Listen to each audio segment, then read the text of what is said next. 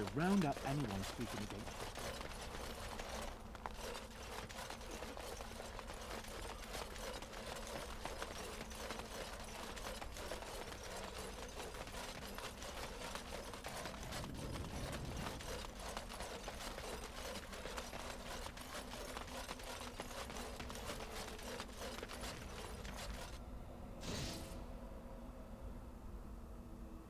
Yes.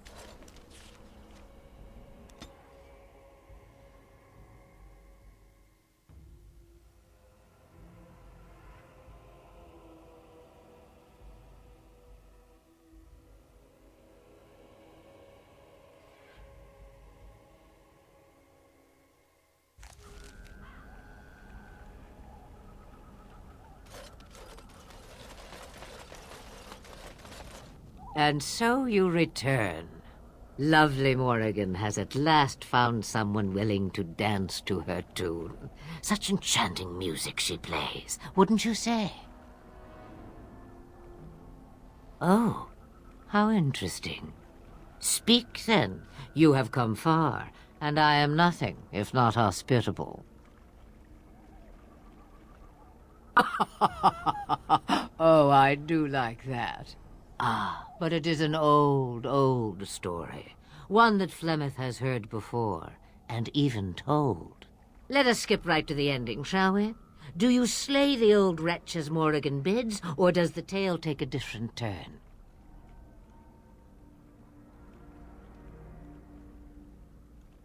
The truth, she says, as if it were nothing. No, no. Far better the lie. Far better the comfort of blankets and shadows and a mother's love. Morrigan wishes my grimoire? Take it as a trophy. Tell her I am slain.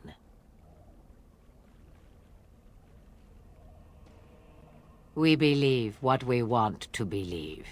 It's all we ever do. I go. Perhaps I surprise Morrigan one day. Or I may simply watch. It would be interesting to see what she does with her freedom. Enlightening, even. Would you give an old woman that? It's far easier this way, don't you think? The lies are always more fun. Oh, I don't know. Random violence can be fun, but this is good too. Yes, fun. Tricking Morgan. Oh, who am I kidding? That does sound fun. I'm a bad man. Not killing Morrigan's mother. That is the more noble choice, right? Right? The book is inside the hut, with notes and spells enough to make even Morrigan blush with delight. You and I will not meet again. That I guarantee.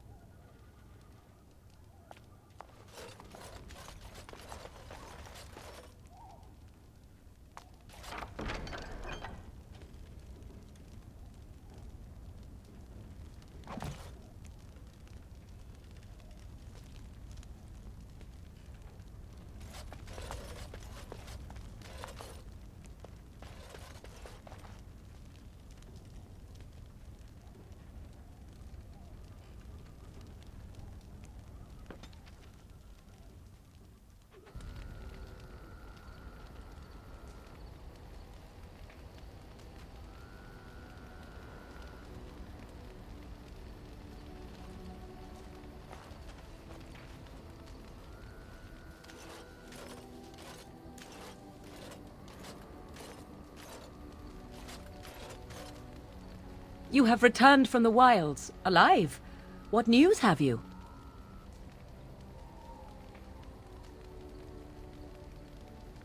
Dead. You actually managed it?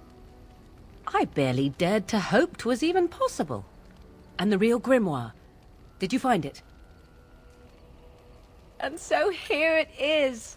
Fantastic. And thank you for helping me. No one has ever... Thank you. We are hopefully free of any further pressing obligations involving my protection. Let us return to the road, shall we?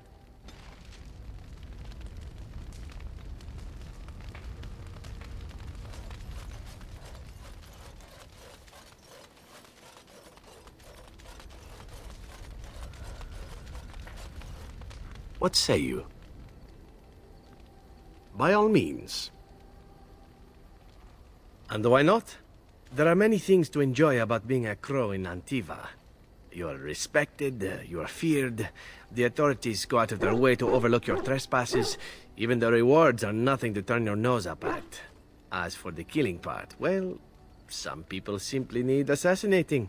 Or do you disagree?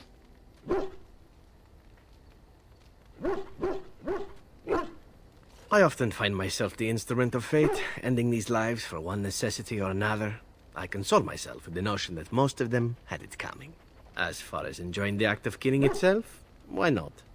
There is a certain artistry to the deed, the pleasure of sinking your blade into their flesh and knowing that their life is in your hands.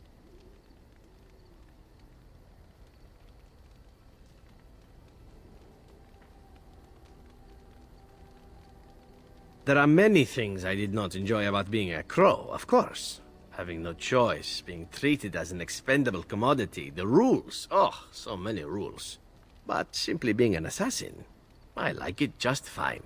I will continue to do it if I can, even if I am not a crow. Honestly, could you picture me doing something else?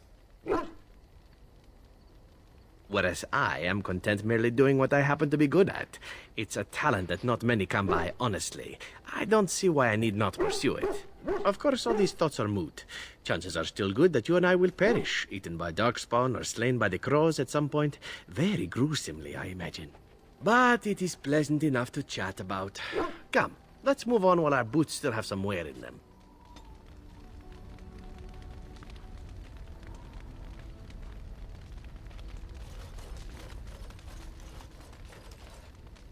Have you encountered many abominations, apart from the ones in the Circle Tower? The first time I saw an abomination, my blood turned to ice. It was months before the nightmares stopped. It was the knowledge that I could easily become one of them that frightened me the most. Every mage is vulnerable, no matter how accomplished or powerful. That is the first thing we learn. And overconfidence can lead to recklessness. One slip.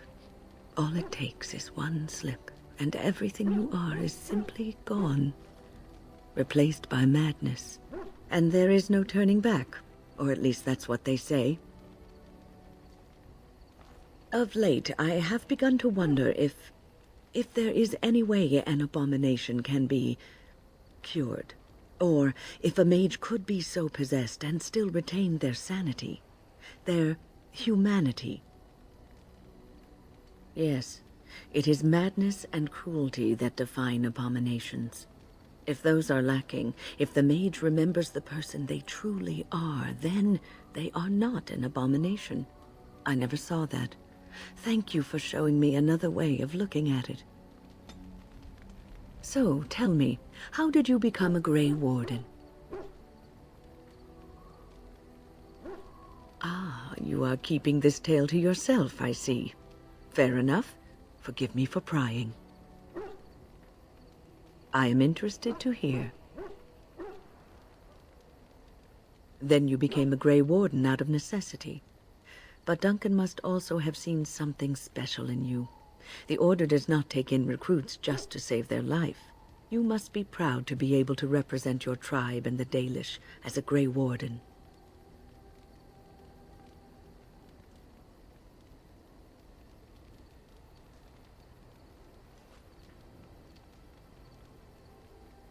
Sometimes it gives me comfort to think that everything will end up the way it's supposed to. That it will be all right. You were chosen. You survived the joining when others did not. Perhaps it was meant to be. I must ask, what does being a Gray Warden mean to you?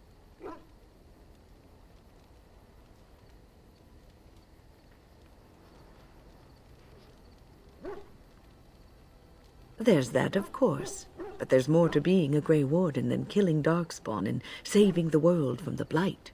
Ultimately, being a Gray Warden is about serving others. About serving all people, whether elves or dwarves or men. As a Gray Warden, you are a guardian of men, and you guard them because their continued existence is more important than you are. Thus it is you who serves, not they. A good king, a true king who cares for his land, uses his power to rule firmly but fairly. He serves his people first and foremost. The king who does not do this, who believes that he is entitled to his power, who abuses it and uses it for his own means, is a tyrant. If you live apart from others, and your actions affect only you, then you may do as you wish. But if you have power, influence, and strength, your every action will be as a drop of water in a clear, still pond. The drop causes ripples, and ripples spread.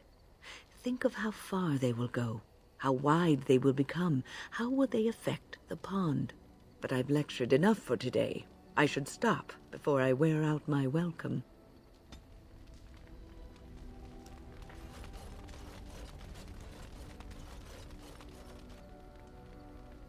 Going.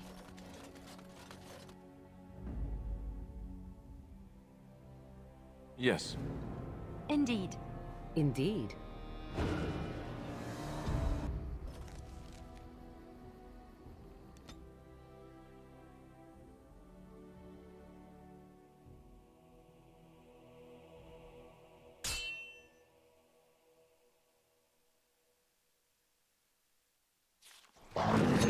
Right ahead.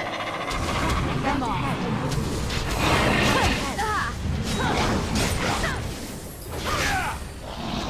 Right ahead. Let's make this quick!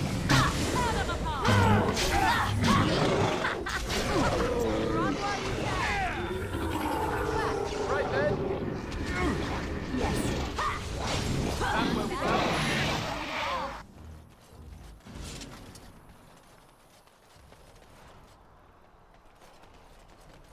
Oh, right.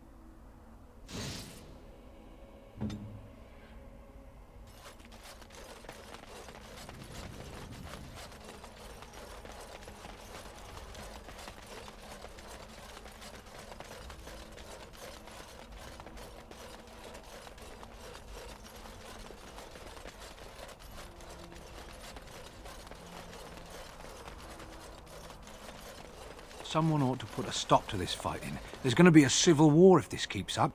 Well, who? The Queen isn't stopping it, and I don't think Earl Eamon has said anything. He wasn't even at the Land's meet. Isn't that queer? Anyone can make some sense of it. I do wonder, is it permissible for two Grey Wardens to... Oh, what is the word I search for? Caboodle? Fraternize. What's wrong with fraternizing? It seems most undisciplined for an organization that claims it will do whatever is necessary to end the Darkspawn threat. One thing has nothing to do with the other. Oh no? And what if a Grey Warden was forced to choose between the Warden he loved and ending the Blight? What should his choice be? That is a ridiculous question. And I have my answer. Most kind of you.